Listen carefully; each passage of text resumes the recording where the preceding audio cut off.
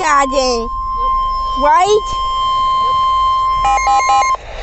National Weather Service in Binghamton has issued a severe thunderstorm warning for southeastern Cayuga County, Portland County, central Onondaga County, northeastern Tompkins County, western Chenango County until 2:15 p.m.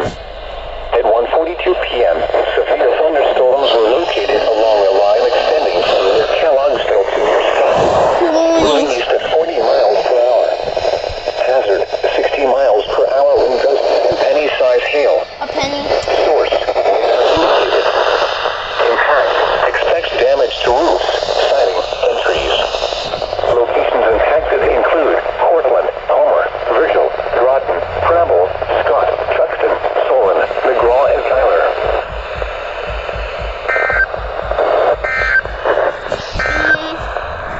A severe thunderstorm warning remains in effect until 2 p.m. for northwestern Madison and northeastern. That's it. Severe thunderstorms.